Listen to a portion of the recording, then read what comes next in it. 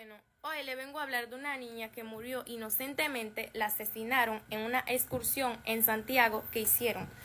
Y lo más doloroso fue que dijeron, según las informaciones que circulan en las redes, que fueron 3 niños dominicanos que la mataron, la asesinaron, obvio, por odio.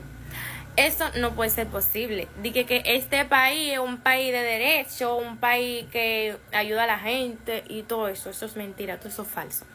Mataron a esa niña, tiene 11 años, se llama Sephora. La mataron porque es haitiana, porque es negra y porque es inteligente. Por envidia la matan.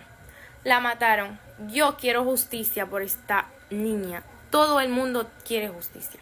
Digo, todos los haitianos quieren justicia, porque los dominicanos no están haciendo nada. A ellos no les importan eso. Dije, porque es haitiana, eso no importa. Es una vida como todas todas tenemos una vida y es importante, la tenemos que valorar. No es porque es haitiana, si una haitiana se muere, no importa porque es haitiana. Por su nacionalidad, ella no pidió ser haitiana.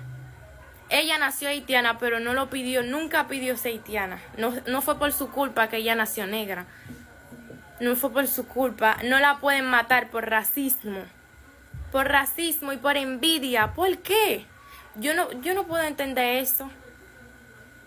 Y no están hablando de eso por las noticias. Ahorita un dominicano se muere y eso aparece en todos lados. Pero un haitiano se muere. Necesitamos justicia para eso. Tienen que dar justicia. Exigimos justicia. No fueron porque son niños. Eso es un crimen. No fue porque es un niño, porque un niño estaba jugando. Eso no fue un juego. Es un crimen y merecemos que pongan algo por esa niña. Hagan algo por ella.